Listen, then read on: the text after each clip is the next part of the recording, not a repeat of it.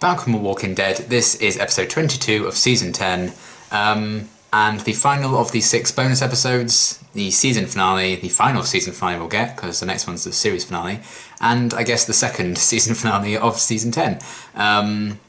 But yeah, these bonus episodes have kind of flown by, which in a way is good, because I've been really excited for this one. When I first kind of started announcing details of what these bonus episodes could be, and I heard about this one and the Maggie one, the ones I was the most excited for. So it's kind of nice that those 2 episodes capped off these bonus episodes. And yeah, I believe this is like a proper Negan backstory episode, which I'm very excited about. And I think it's kind of based on kind of like a spin-off graphic novel maybe called Here's Negan. In case you aren't aware, I have mentioned it a few times, but you never know when what video you may have watched of mine first, but I have not read the comics, in case of spoilers and stuff. I don't want to know too much about where stories could potentially go, so I have no knowledge of exactly what Negan's backstory fully is, other than what we've kind of heard about in the show. So I'm really excited for this one. Negan is one of my favourite characters, so is Maggie. That's kind of why I was very excited for those 2 particular episodes with these bonus ones, and I think this is just such a good idea for a bonus extra episode, to kind of do this and adapt an extra bit of the Walking Dead lore. I think it's a very clever idea. So I'm really excited to see more about Negan and his relationship with Lucille, and how he kind of became the man we met at the end of season 6, I suppose. Should be really exciting. I know a lot of people have been waiting for this one, and I've certainly been one of them, so let's just get right into it. You are my sunshine, my only sunshine. You make me happy when skies are grey. Oh god, Negan knows that song all too well. Oh Carl, you took her sunshine away, Negan. Hey, I just wanted to thank you for getting me the hell out of Dodge. Happy Easter, everyone. The council's voted to banish you. What you want just... Oh, damn. Did the council really banish me? Or is this more of a Carol seizing the reins kind of situation? Yes. Little pig, little pig. Oh my god. I like that this is just physically showing how much he's changed now. But Maggie can only see that guy right there. Which is fair.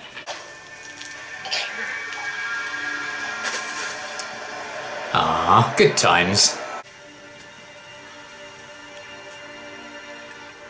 Hello, old friend. Well, old friend who killed my favourite character. Here we go. You tell me where you're going. I am going to let you take this till you want it. Otherwise, I'm gonna pour it down the toilet and make you watch. Huh? Wow. What a lovely man. No, don't. Oh! Oh, Laura. Better safe than sorry. Damn, he met her really early on. I'm a high school gym teacher. High school. Something go wrong? Yeah. You could say that. Oh boy. Oh, flashback section this episode. Oh, does he muck up the temperatures of it or something? This book sucks, it's killing me. I can't do it. You're the one that won't let me watch James Bond. Read. I'm glad this episode's called Here's Negan, because I'm like, where? Another iconic Negan look. Oh. Oh, wow. Turn the generator back on. I want to watch a movie. Phew, well, she tastes no shit. We are going to get your strength up, and then I will put you on my motorcycle, and I will take you wherever you want to go, wherever you can dream up. I promise. It is sad, like, how it all gets so broken for them that Negan becomes the man he does. You are so beautiful to me. Can't you see? Oh. Honey. This is even more wholesome knowing they're together in real life. That's the most un-Negan shirt I think I've ever seen. Oh my god. Holy shit. I stuck with you because I could always see the man you are right now, even when you weren't. Oh, you can still be that man. And that asshole really had it coming. Yes, ma'am. Can I wear my jacket? You better. He's still really sweet. No, no, no, no, no, no, no, no, no.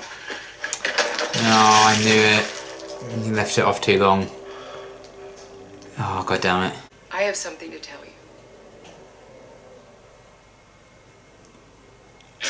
You are about to shit your pants. Come on, dude. Stop being a d-bag. Don't be such a pussy. This is how you get better. You gotta take it. He's just reusing all these lines. And then you beat a guy up and you put him in the hospital. Janine, I told you. That asshole had it coming. You know how the doctors can be. They have you sit around for 3 hours with your ass hanging out, and then they tell you everything's fine. The good news is that we caught it early on. A lot of times. Oh god, that's awful. You've got Janine. If I don't pick up, He should be there. Is he with Janine? So they both had their phones off.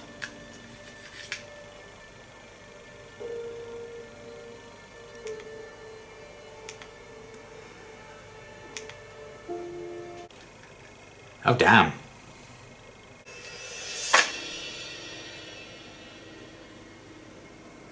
I've got cancer. You knew. You knew about Janine. About me and her. You knew this whole time. I want you to know that you made up for it. And you can stop. Oh. And if you really want to help me, That's what she thinks is driving him to stay. kind of keep helping her. I need you to do my fighting for me. Okay? That's why he calls the bat Lucille. here, take this. Oh. Damn, girl. You pack a wallop. Oh. Enough! Damn, he got it from her. And if they're not there for literally any reason, I'm gonna come back here and kill you. No questions asked. Lock him in the storage room. Well, we know Laura will be alright. For now. Seal? Oh god. Please don't say she died before he got back, at least. Seal?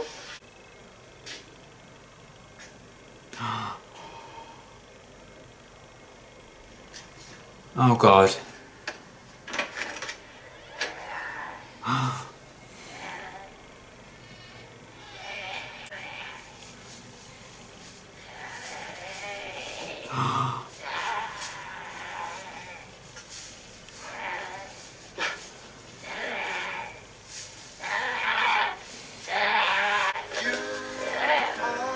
Oh, don't play that song, that's mean.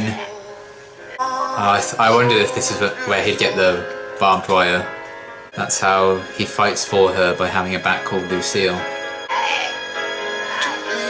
Oh, he couldn't even just physically kill her himself.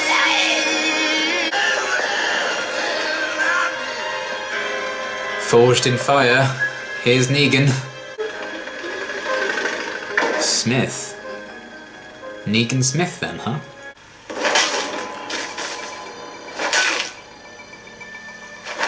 Oh god. First blood. Can one of you idiots tell me what the hell is going on out there? Good things, I'm sure.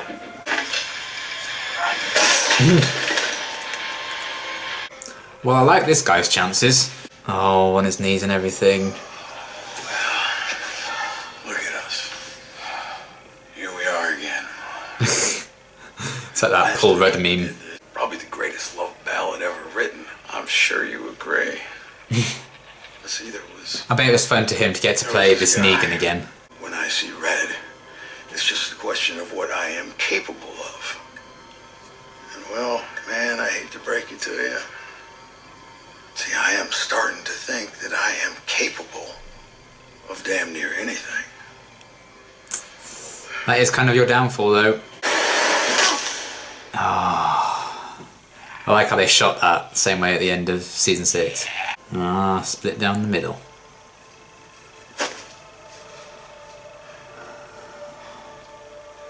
How symbolic! Because the man who should wield that doesn't exist anymore. I miss you. I love the shit out of you. Oh God. Ugh. I'm gonna do your fighting for you. Well, this won't be the first time Lucille's been set on fire. Uh-oh. If you stay here, she will kill you. I just didn't want your death on my conscience, and now it's not. Fair enough. Oh boy. There's a lot to that look. Okay, what a phenomenal episode. Easily my favourite of these 6 bonus episodes, and without a doubt one of my favourite episodes of season 10 in general, potentially of multiple seasons gone by. Absolute powerhouse from Jeffrey Dean Morgan and Hilary. Yeah, I think it's kind of a stroke of genius casting Hilary as Lucille, because the chemistry, the husband and wife kind of chemistry that Negan and Lucille have is already there from the actors. And, you know, both of them are just so good and talented anyway that you can completely separate, you know, the real life relationship that those two have from the relationship of their characters, but also kind of take on board that knowledge and that realness that is driven behind that relationship that you see on screen, because you know it's real. I think they got the balance of that very, very well. You know, I think easily it could have taken you out of the episode, maybe been like, oh, these two are actually married in real life. But if anything, I felt that added to what this episode brought, and I imagine it was a lot of fun for those two to get to work together on this, and I think they blimmin' nailed it, showing what that relationship is like, the ups and the lows, the lowest of the lows as well, just the tragedy behind everything that went down with them, and the fact that Negan was cheating on her with like one of her close friends, it would seem. And she found that out the day she found out she also had cancer, but she chose to focus on, you know, she put herself first in that moment, I guess, and focus on the cancer and everything, as she probably should have done. I think that shows a lot of strength to Lucille. She was a badass in this episode. I really enjoyed getting to actually see her, and the strength she had to show, like just surviving in that world when it all goes to hell. I think takes a huge amount of strength anyway, or at least I would assume. But then on top of all that, be ill as well. What an incredible kind of feat of strength Lucille had to have, and also the strength to be like, you know, we've taken this as far as we can, I have to leave you, you have to go on without me. Even that, I think, shows a lot of strength, and the fact that she kind of probably wanted him with her. She was kind of pleading with him to stay, because I think she knew what she wanted to do at that moment once she saw what happened to, you know, the treatment and stuff, how it all got destroyed. She probably had her decision in mind then to take her own life, and she probably would have wanted Negan there, and she did it, but he still went off anyway, and she kind of took the decision out of his own hands to kind of set him free in a way. And it certainly set a Negan free, maybe not the Negan that she knew. But yeah, just to get an insight into what Negan was like beforehand, what tendencies he continued into the Negan that we met at the end of season 6. Because, you know, you did kind of see he was a bit of an arsehole at times, and he had violent tendencies as well. So it's not like that's just something that's been, you know, forced upon him when the apocalypse started and everything. He almost seemed reluctant to kind of kill walkers and stuff at the start, and it wasn't until Lucille had died that he'd even killed a man. That was kind of the big turning point for him, losing her. He's like, well, I've got nothing to lose now. And the fact that it bizarrely made him feel free and like he could do anything, and that really added to his ego and his confidence, his brashness. And we kind of see, you know, by the end of season 8, that kind of led to his downfall. You know, just his utter belief that he was gonna, you know, kill Rick and everyone, and didn't see what Eugene was kind of planning behind the scenes with all of that. Not knowing how far Rick was willing to go, like slicing his throat and stuff. And even like little clips like that, seeing like Rick flashbacks and Michonne flashbacks kind of littered throughout this episode. Lots of callbacks in this one, even within the same episode. You could see, you know, when Lucille was like, oh, the asshole had it coming. She said that a couple of different times, which was a cool parallel. Right at the start with little Herschel singing You Are My Sunshine, which is what Negan heard Carl sing to him.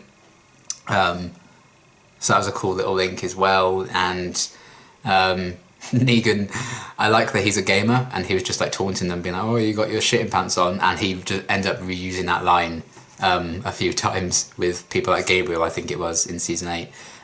So the fact that he's like reusing that, I think that's an interesting callback, just to show this is a great kind of exploration to think of how much of Negan, or the Negan that we first saw in the show, was there prior to that.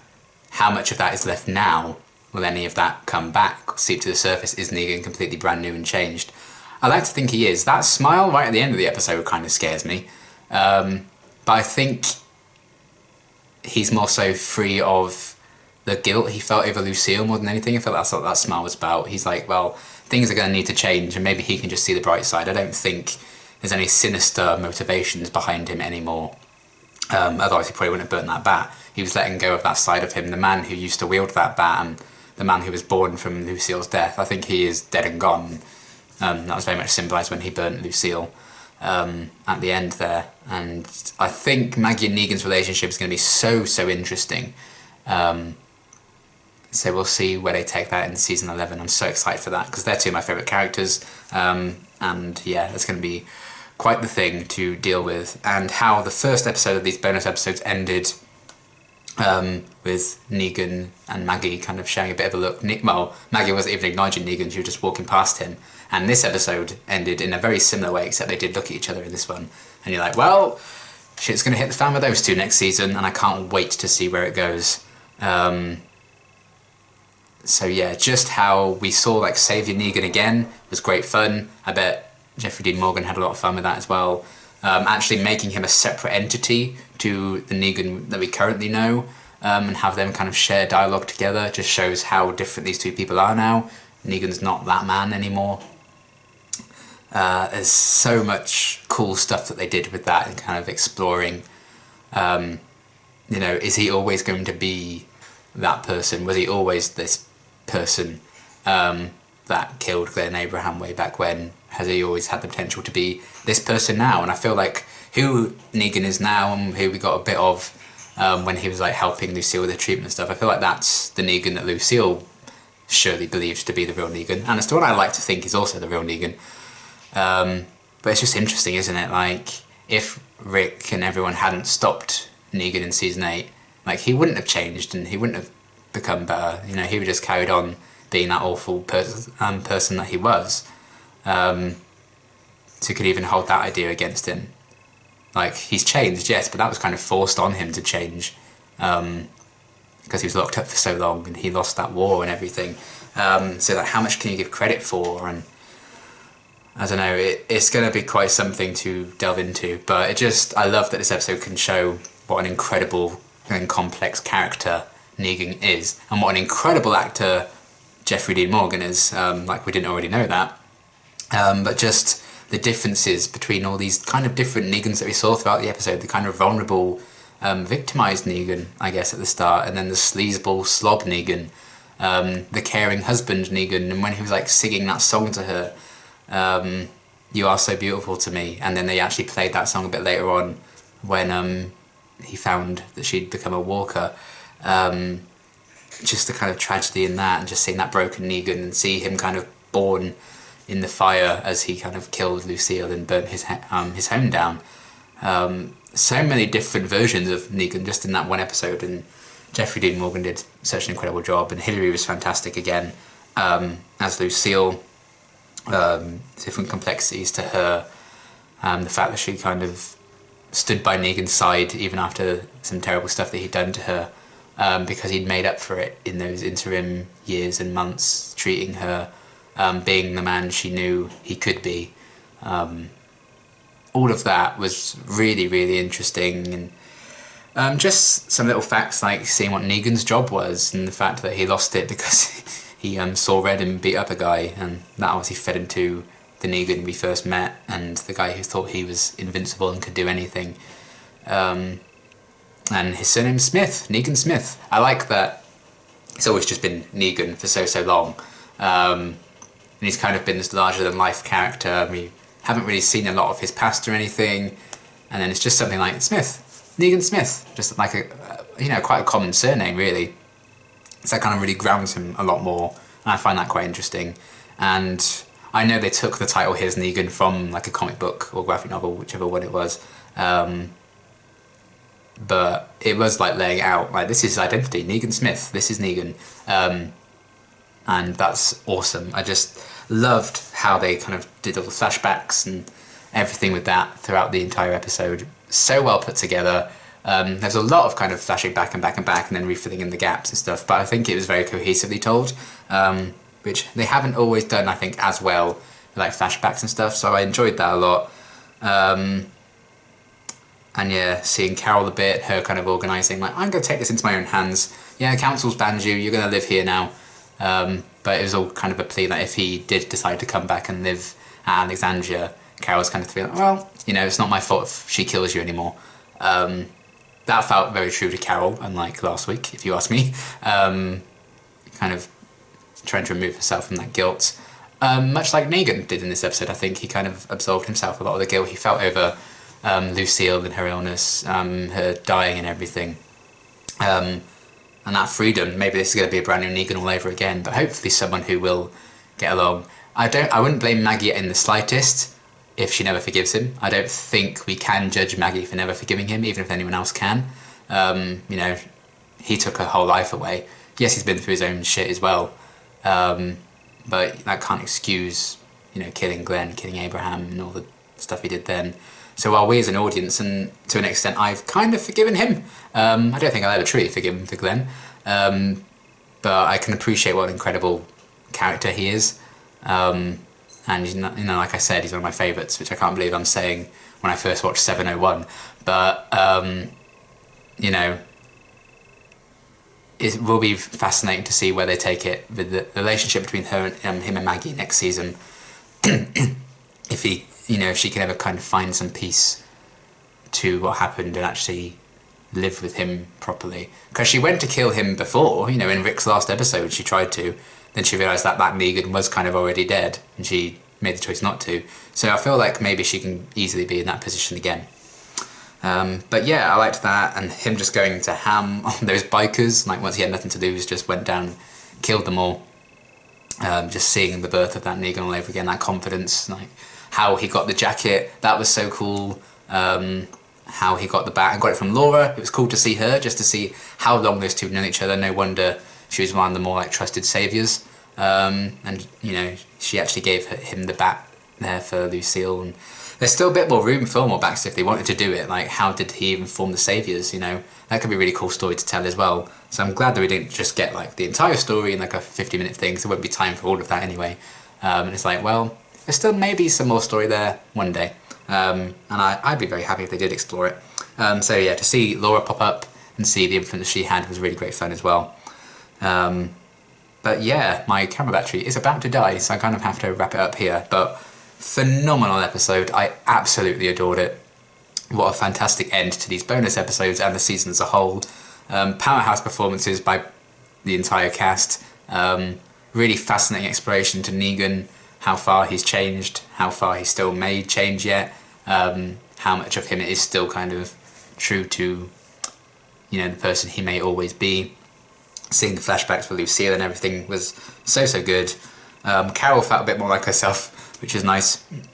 The dynamic between Negan and Maggie, kind of contrasting how things started with them to how they ended with these bonus episodes, and them kind of walking past each other and stuff. That was really great fun. And seeing Laura everything with that. Just the birth of Negan, fascinating story, and I can't wait to see them continue it next season, the final season, which is insane. But what a way to end these bonus episodes and to end season 10. I bloody love this episode, and I hope you did too. I hope you've really enjoyed this season. I certainly have. I think, you know, season 9 and 10 have been incredibly, incredibly strong. Hopefully they can continue that with the final season. But yes, thank you for watching my reactions to these bonus episodes and to season 10 as a whole. And I'll see you for Fear the Walking Dead if you watch that. Walking Dead will be on season 2 and then season 11 of Walking Dead. But yeah, until then, thanks for watching.